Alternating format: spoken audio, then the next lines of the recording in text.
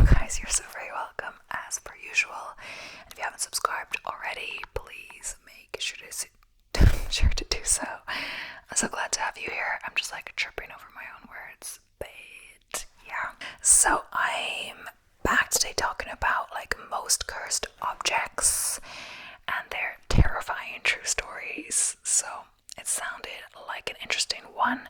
Ever wonder what happens when cursed objects end up in the wrong hands? Some items hold a darkness that lingers long after they're passed down or sold. Whether it's a painting with a sinister past or a doll with a reputation for terror, these objects carry more than just history. They come with a chilling curse. Are you ready to explore the world's most infamous haunted artifacts? So the first one is a haunted mirror from the Myrtles plantation. So step through the looking glass into a tale that's far from your everyday reflection. Imagine a mirror, not for checking your hair or straightening your color, but for glimpsing into a world where the past and the present intertwine. Welcome to the Myrtles plantation in St. Francisville, Louisiana, home to a mirror that holds more than just reflections. It holds a story that's anything but ordinary. Mirror, mirror on the wall, who's the most haunted of them all? Without a doubt, the haunted mirror from Myrtle's plantation takes the crown. This is no ordinary piece of decor. It's said to be the eternal prison of Sarah Woodruff and her children, who met their tragic end through poisoning. Attempts to cleanse the mirror have failed, leaving their spirits to pass through, along with unexplained handprints that defy logic. The mirror, with its grandeur and elegance, might seem like a relic of beauty, but the aura it exudes is chilling to the core. Visitors often speak of an inexplicable coldness, a feeling of unseen eyes watching them, and a sadness that envelops them as they peer into the glass. Photographs taken of the mirror sometimes reveal orbs or figures, suggesting that this mirror serves as a gateway to another realm. Just reading this like I am, it's making me creeped out. So Bella's skull replica.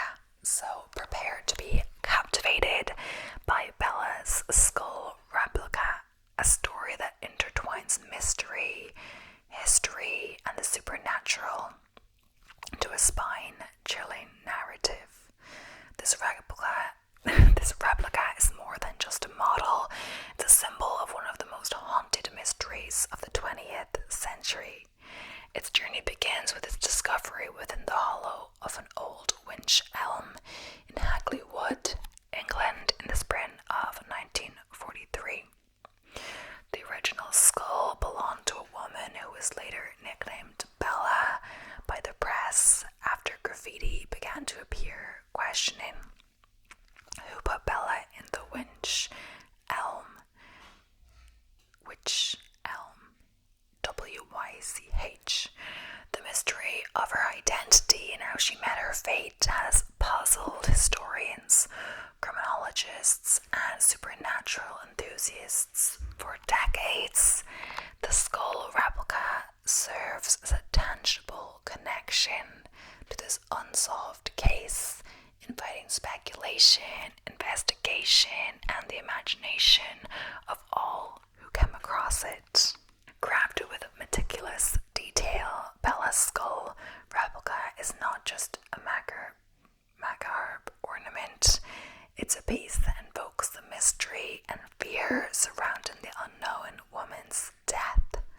The skull, with its hollow eye sockets and silent grin, seemed to whisper secrets of the past. It's said that it carries an aura of unease, as if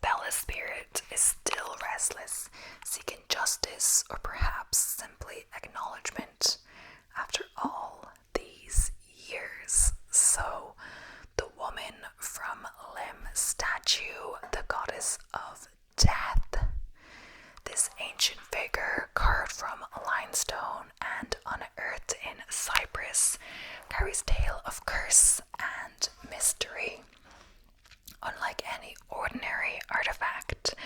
The statue's legend is steeped in darkness and misfortune, making it a magnet for those fascinated by the supernatural and the unexplained. Discovered in 1878, the statue's journey through history is marked by a trail of despair and death, leading many to believe in its ominous power.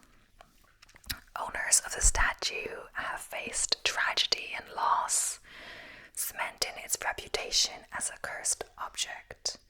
Now residing in the Royal Scottish Museum in Edinburgh, the statue's malevolent legacy is thought to be contained, yet its mystic continues to draw interest. The enigmatic lure of the woman from Lamb goes beyond its cursed reputation, provokes questions about its origin, its creators, and the reason behind its ominous association.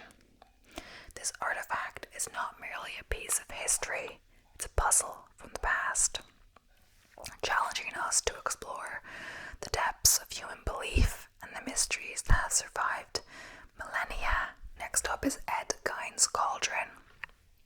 This ordinary-looking cauldron took on a sinister role in the hands of Ed Gein, the infamous murderer and body snatcher whose gruesome activities shocked the world. Found in the desolate farmland of Gein in Plainville, Wisconsin, this cauldron was used in some of his most horrifying acts. Ed Gein, whose life inspired iconic horror films and characters, used this cauldron for purposes too grim to imagine. In this very pot, authorities discovered human remains, a testament to the dark deeds that transpired within Gein's home. The cauldron, once a mundane household item, became a symbol of horror, embodying the grotesque reality of Gein's crimes. The cauldron's journey from a simple kitchen implement to a relic of true crime lore is a stark reminder of the macabre fascination society holds for the objects associated with infamous crimes. Today it serves not only as a grim artifact of history, but also a focal point for discussions on the nature of evil and psychological underpinnings of such heinous acts. So next up is the Die Book box. Maybe let me check the pronunciation, because I feel like I'm going to have to say it a lot of times. So I'm not actually sure how you say it, but Dybbuk, I'm going to say it like that. I just gotta say, sometimes I look up the pronunciation of certain words and or names or whatever, and then I look at the video, and then I look at the comments, and they're saying the person is pronouncing it wrong, like maybe they're a native from the language or whatever, and I'm like, why have they put a YouTube video if they're pronouncing it wrong?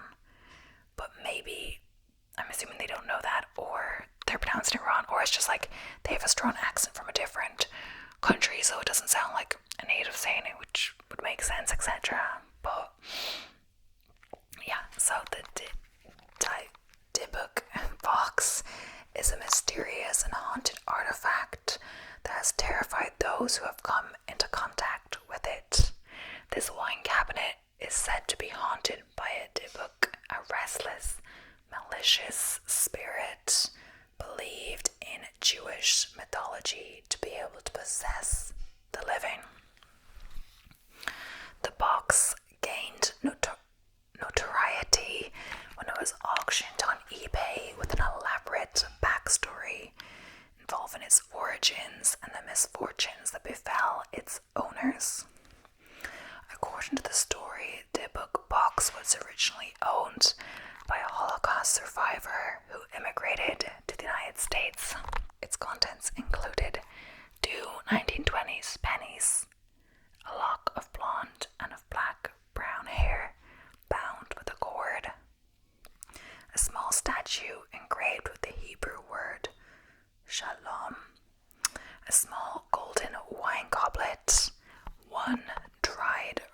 spud, and a single candle holder with 4 octopus-shaped legs. Owners of the box have reported a series of terrifying experiences. These include haunting nightmares, unexplained illnesses, and even strange smells like cat urine or jasmine flowers coming from it. It's said that Kevin Mannis, the original seller of the box on eBay, experienced horrific nightmares with an old hag. A nightmare which was shared by others who stayed in the home with it. After selling it, the new owner and subsequent owners reported similar disturbing occurrences, prompting some to believe the box was indeed inhabited by a Dybbuk. Oh my gosh. So the Annabelle doll. The Annabelle doll is a name that invokes fear and fascination, a supposedly haunted object that has captured the imagination of paranormal enthusiasts and horror fans worldwide. Unlike the malevolent-looking figure portrayed in popular media, the real Annabelle is a Raggedy Ann doll with a soft cloth body and a painted face, a stark contrast to the sinister presence it's said to embody. The story of Annabelle begins in the 1970s when a mother purchased the doll from a hobby store for her daughter, Donna, a nursing student who was then in college. Donna and her roommate, Angie, soon began to notice odd occurrences. The doll seemed to move on its own, leaving messages on parchment paper and appearing in different rooms despite being left in a specific spot. The situation escalated with reports of physical attacks and malevolent spirits, leading them to seek the help of paranormal investigators. Ed and Lorraine Warren. The Warrens concluded the doll was not possessed by the spirit of a young girl as initially thought, but it was manipulated by an inhuman presence, specifically a demon seeking a human host. They performed a blessing to cleanse the apartment and took the doll into their possession to prevent further harm. Annabelle now resides in a glass case at the Warrens Occult Museum in Connecticut, with a warning sign stating positively do not open. So the hands resist him. The hands resist him painting, often dubbed as the eBay haunted painting, is a piece of art wrapped in an aura of mystery and supernatural claims that have captivated the curious and the fearful alike.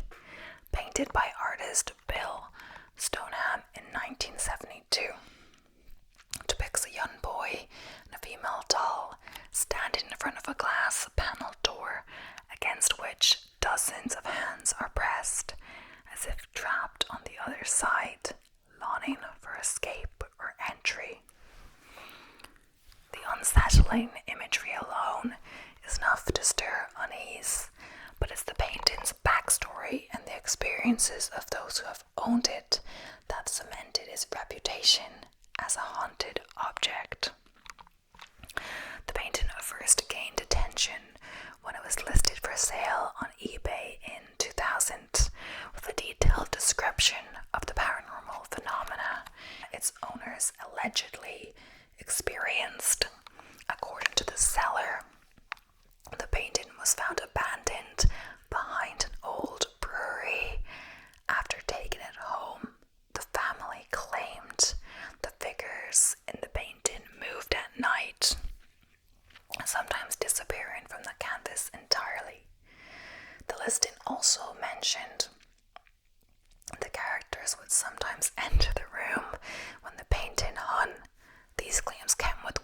explains the painting was cursed or haunted and that has brought illness and misfortune to the family.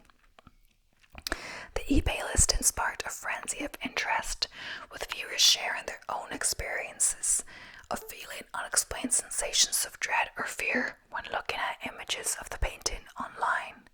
Some reported that children were terrified of it, while others claimed to experience a sudden feeling of being gripped by an unseen force. Yeah, I see. I don't know, like, I'm saying this stuff, I don't need to creep you out, honestly. I don't know how people get to sleep like stuff. I'm honestly a little creeped out by reading this. But, like, I don't, not to dismiss anyone else's beliefs or whatever, but I don't really believe in this kind of stuff. You know, it's just meant to be interesting or whatever, but, like, something got these people to be concerned about this, but there could be, like, a rational explanation, or they could be lying and, you know, doing it for attention or whatever, stuff like that. And could have, like, concocted the scenarios themselves somehow, I guess, but I don't know, it kind of creeps me out. I don't, like, watch a lot of horror stuff anyway, like, even if it's meant to be, like, real, like the paranormal stuff, which is not actually real, right? But it's, like, made to be like it's real with, like, the CCTV footage and all. But either way, it can still creep you out, and I'm really easily jump scared in movies, even if it's, like, a comedy or whatever. So the Anguished Man painting has captured the attention primarily due to the disturbing legend that accompanies it. Known for its eerie depiction of a face twisted in extreme torment, is said to be cursed or haunted, with a backstory as chilling as the image itself.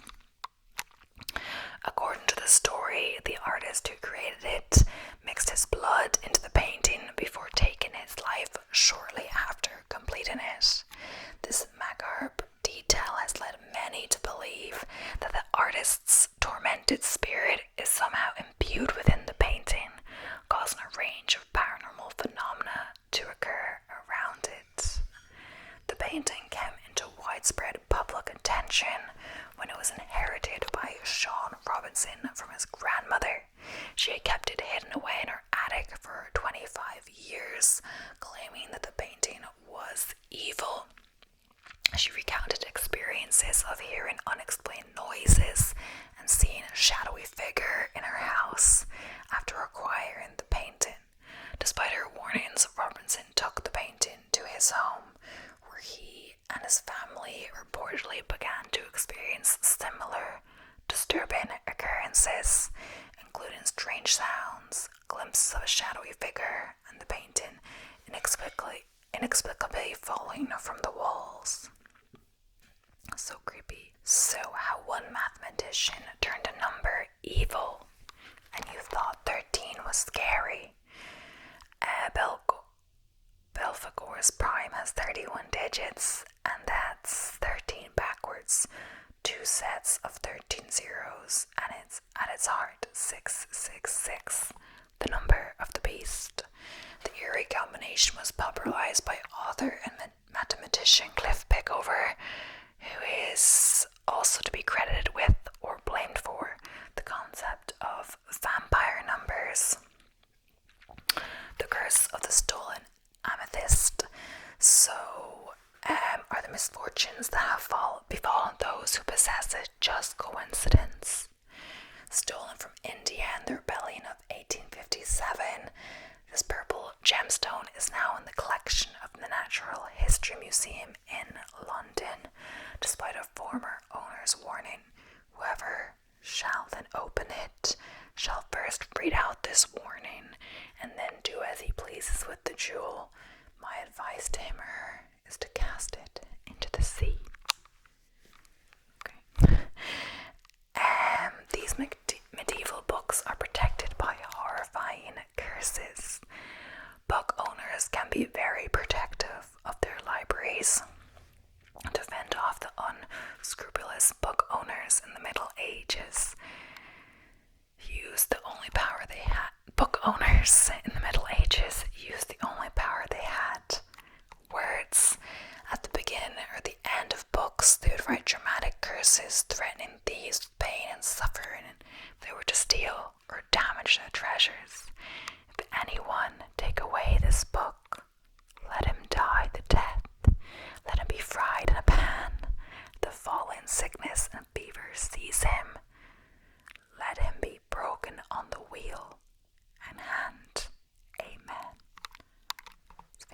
bit creepy right now.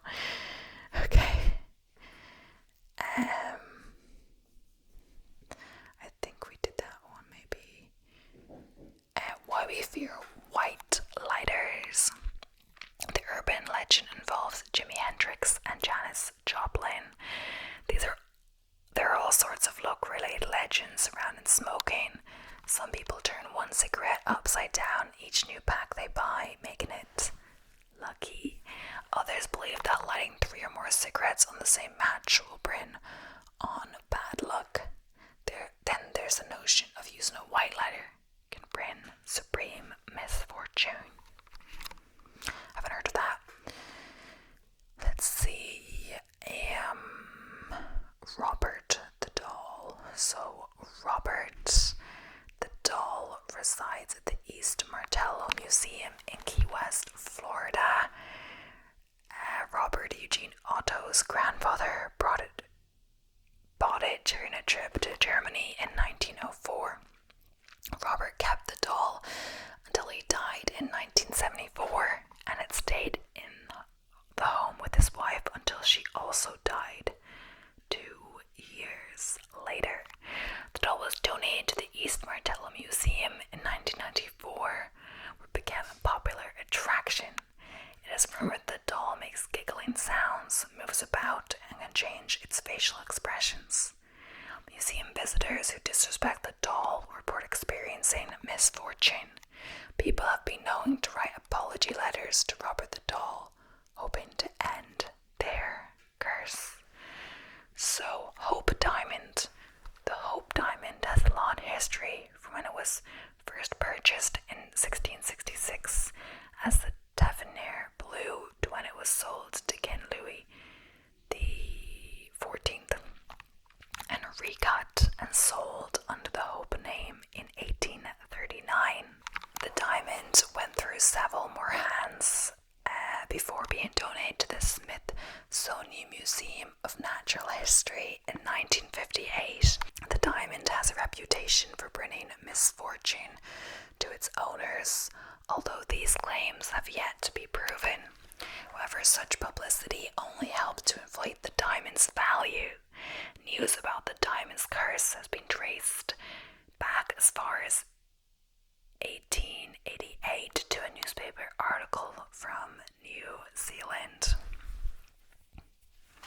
However, the Hope Diamond's curse appears to have gone dormant after being obtained by the Smithsonian.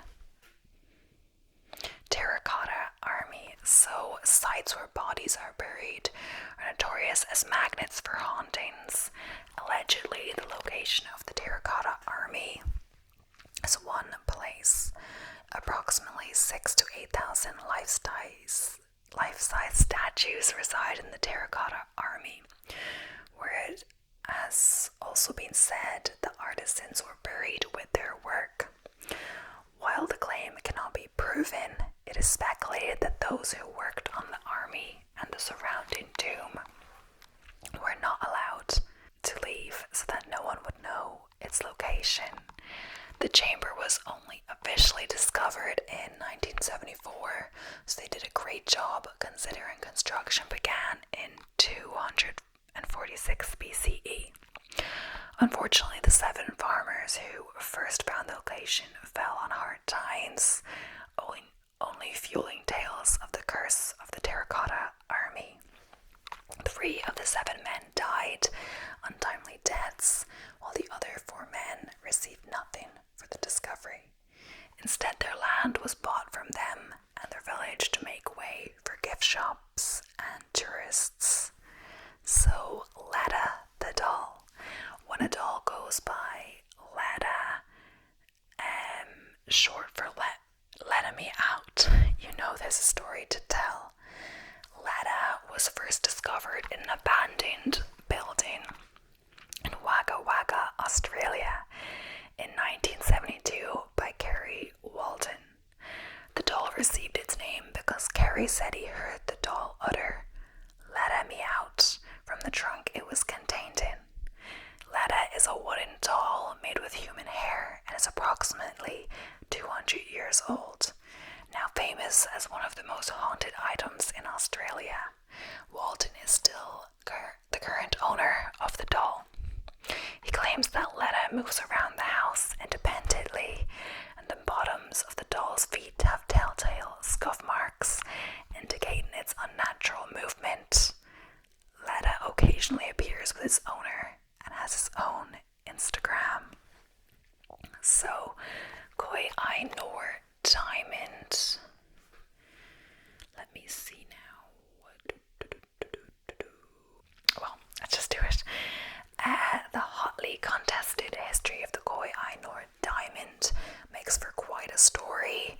It is one of the largest cut diamonds in the world, making it also one of the most valuable at 140 to 400 million euro. I said it was like starting at 140 euro to 400 million. No. That's 150 to 435 million dollars. The diamond likely came from India, but its history pre-1740s is mostly undocumented. The diamond was looted in the invasion of northern India by Nadir Shah in the 1740s and passed through several hands in South and West Asia. It eventually landed in the collection of Queen Victoria and has since remained a part of the crown jewels. However, there has been dispute over the actual owners of the diamond between Great Britain, India, Pakistan, Iran, and Afghanistan. Legend has it that men would lose their power or their lives owning the Koh-i Noor diamond, which makes sense given the bloody conflicts fought to obtain this stone. Granted, women are somehow immune. Well, not so bad for us, eh? So, Bela Lugosi's mirror. Bela Lugosi's reigns supreme as one of the world's most famous horror movie actors. However, did you know he had some personal interest in the occult? He was known to practice a form of clairvoyance that involved staring intensely at inanimate objects to receive messages from spirits. One of the objects of these clairvoyance exercises was a mirror that Bela Lugosi kept in his Hollywood Hills home. Bela's home was purchased by Frank Salitree, who was killed in his home. Bela Lugosi's mirror is now housed in a museum of haunted items in Las Vegas, donated after the niece of Frank Salitree inherited the mirror. The niece claimed that paranormal activity increased in her home after obtaining the mirror, feeling bites on her neck and seeing dark silhouettes reflected in it. So, Arshile Gorky paintings. There are quite a few reportedly haunted paintings, but the body of work by Arshile Gorky is reputed to be cursed in general. We guess that's one way to have a lasting legacy. As a child, Arshile Gorky fled the Armenian genocide, escaping with his mother and sisters. His mother died a few years later, and Arshile went to live with his father. He later became a painter, famed for his lyrical abstraction style. However, he befell a series of unfortunate events, including his studio barn burning down, with many paintings inside, and a car accident that left him temporarily paralyzed in the late 1940s. He later died a tragic death. Owners of Arshile Gorky paintings have reported them mysteriously falling from walls, catching fire, and even a plane holding several of Gorky's paintings crashed in a total fatality event. So, James Dean's car. It's hard to get more iconic than James Dean and his silver sports car. Porsche 550 Spider cars were some of the fastest cars at the time of their manufacture, but they were also notoriously temperamental. They'd crumble like an aluminium can in a crash, which is what happened to James Dean on his way to a car race in Salinas in 1955. James Dean's car was auctioned and sold in parts, but owners of these auto pieces have reported fires, car crashes, and case, what was left of the car still toured and had its share of mishaps along the way. However, at an exhibition in Miami, the towing van and James Dean's car disappeared in 1960. So creepy. Black Princess Ruby. So there seems to be a trend with incredibly priceless jewels inviting violence into your life. But people have a reputation for jealousy and greed. The background of the Black Princess Ruby is no exception. Its origins date back to an Arab prince in the 14th century who was killed and had his possessions taken by Don Pedro. When Don Pedro asked for help quelling a revolt from the son of Edward III, aka the Black Prince, he accepted the ruby as payment. The ruby was later worn and nearly lost in a few English battle helmets, as the royal owners were greatly maimed and even killed. The jewel came to rest in the imperial state crown, which rests on display in the Jewel House at the Tower of London. The ruby is rumored to be cursed, passing misfortune onto those who own it. When you're constantly chasing wealth and power, as the British monarchy did, who can honestly say if the jewel is to blame? But yeah, that is the end for today's video. I hope you enjoyed. I hope I was talking a bit slower. I may be sped up at the end again. I'm not sure. Who knows? But yeah, thank you so much for watching. I hope you enjoyed. I'll be seeing you in the next one. So, bye for now.